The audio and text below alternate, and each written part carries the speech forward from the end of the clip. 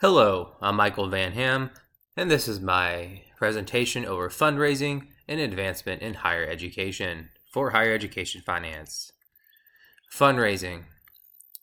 With increasing state budget cuts, higher education institutions are increasingly more reliant on other revenue sources, such as charitable giving, to fund their operations.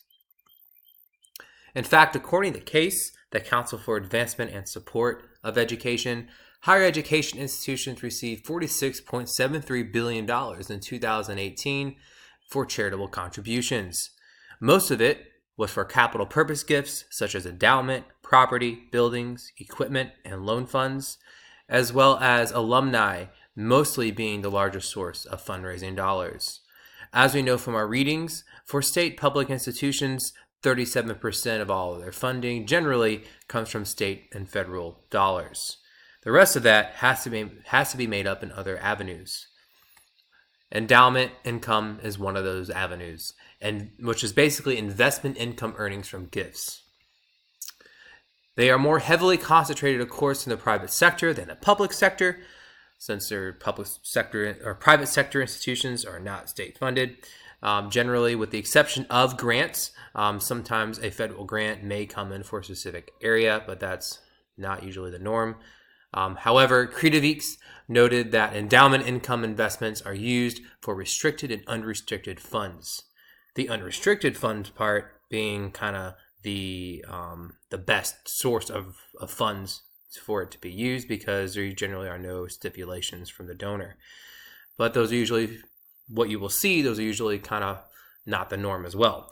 However, it is starting to take a larger role at the public sector as funds from other sources of revenue at the state level diminish. So fundraising is a core function of the United States higher education institutions. In fact, historically, philanthropy and giving in higher education is rooted since Harvard's founding. Originally, it started with colonial British support and morphed fully into United States support after independence. Soon, fundraising expanded. Donors in the 18th and 19th centuries helped to fund women's colleges, African American colleges, as well as teachers' colleges. And these donors were generally from the wealthiest parts of the economy at the time. So starting at about the 20th century, the donor solicitation actually expanded, with a focus not only on just the very wealthy, but also alumni from colleges. It also expanded out of the ivory tower and into state institutions throughout the United States. Projects most alumni wanted support during this period of time, and to some extent even through today, as you will see, included brick and mortar facilities like residence halls, libraries, student centers, or athletic centers. They also started to support foundation scholarships for students. Today, this is all highly professionalized and extremely competitive. Money raised is now more tied to the success of the institution's mission and at times its survival. Shaker and Nathan studied the state of this profession on who works in advancement offices today. It was interesting to note that in regards to diversity, gender-wise, it is mostly women in the field, which is a good thing. However, it's not much diverse outside this area at all. And that's one of the things that they studied today with advancement offices. However, one of the more interesting things it noted was that for higher education fundraising, the actual academic side of writing about it does not have an academic home, so to speak. Fundraising and advancement research is largely considered kind of an outside, it's kind of considered an outsider in academia. Many of the studies, as Shaker and Nathan noted, focus mostly on concepts on just building good fundraising campaigns. So how fundraising impacts higher education finance. Barr and McLennan noted the main sources of revenue for institutions come from state funds, tuition and fees, endowment, charitable giving, grants, and any extra auxiliary revenue. And that's pretty much it. Eaton at large studied the financialization of higher education institutions.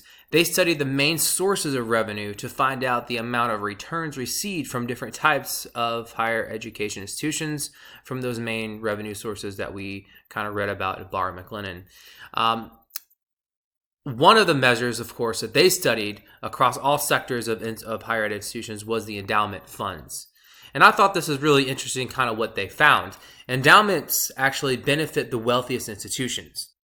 However, the mean amount of endowment funds used by colleges and universities for operations ranged from 4 to 5% annually across private and public institutions from 2003 to 2012, which are the years that the main study focused on. With that in mind, and how much endowment funds and gifts are used in higher education today, Bruce Speck noted, if one area weakens in support, another must make up the difference or lose revenue for the institution. Endowments and charity can actually fill that void to an extent. And Bruce Speck noted that fundraising is important and a valuable asset. In fact, it helps create new facilities and programs for institutions. This is especially important as if state support is minimal on a project for a building that needs to be built, it was noted that it helps to have some type of third-party gift or fund to kind of help supplement that type of difference so the state can fund it. So partial gifts even partially funded gifts can help fund buildings that the state can then support the rest of it. So that kind of helps in that regard. Additionally, scholarships can also be created with those gifts that can in turn help students. All this can help support the research and mission of universities. However, with that said, there are some significant liabilities. Facilities, especially, if state appropriations generally do not cover upkeep. So if a state approves a brand new multi-million-dollar building, the institution is going to be left to keep up with that year after year after year after fiscal cycle. And that can cause a lot of budget strain, especially unexpected repairs. And the state appropriations may not come back every year, give you money for it. So that can cause some issues down the road. So institutions really have to prepare for that. Additionally, scholarships can also be another liability.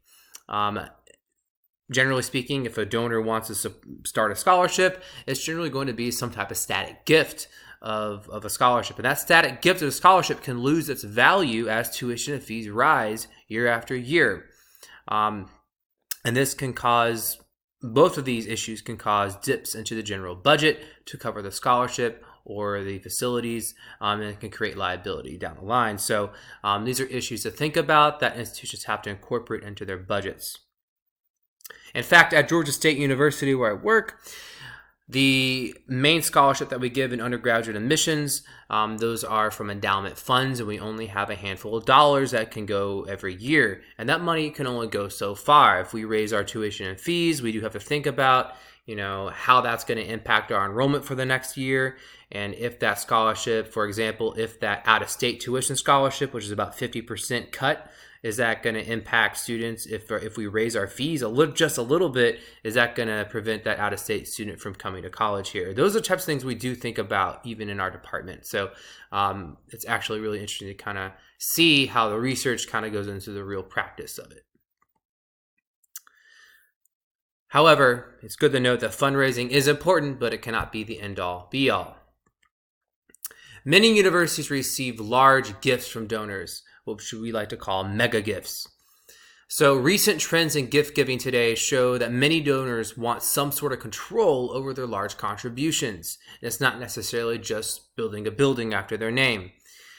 This could fundamentally impact the mission of the university, and there is a delicate balance of gift receiving and gift implementation to align with the university mission while keeping the donor happy they gave with the stipulations the donor wanted. And there's a lot of things that go into play with that in advancement offices, a lot of negotiation, and a lot of discussion. So Catherine Farley kind of conducted a case study on how private gifts influenced two large state institutions in Virginia. Specifically, these institutions were mainly from the University of Virginia and Virginia Tech. So UVA received $100 million to create a brand new school, the Batten School of Leadership and Public Policy. The desire for leadership within the curriculum came directly from the donor. the faculty wanted this to be as interdisciplinary as possible. So that was one part of the case study. The second part of the case study focused on Virginia Tech, which received $10 million to create a school of construction from two alumni called the Myers-Lawson School of Construction. The goal was to create a collaborative, interdisciplinary program through the College of Engineering to kind of bridge some of the engineering program gaps with just construction. Each of these gifts and donors wanted to transform their institutions with new programs.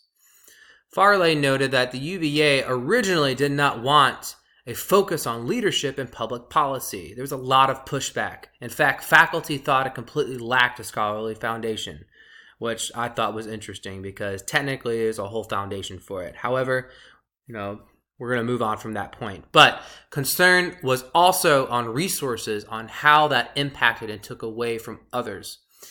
So when this entire program was implemented, there was a lot of pushback because it not only needed space for it, it actually uprooted a number of different departments in the center of campus and caused departments to move because the donor wanted this brand new public policy program in the center of campus, where everyone congregates. So that was a big move for the donor to have it there, and that's what they did. They moved people around, and then once kind of everything settled, kind of things started coming into play. But at first there was pushback.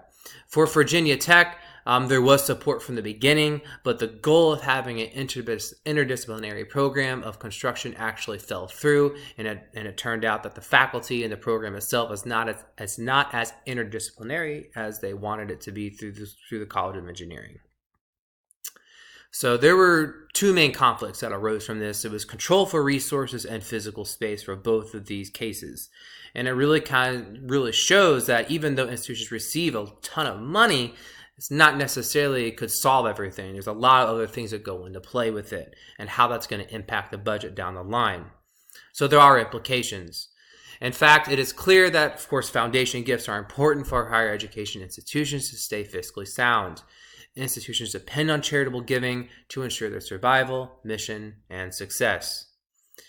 Should there be a decentralized or centralized approach to it, just like there is at the budgetary process?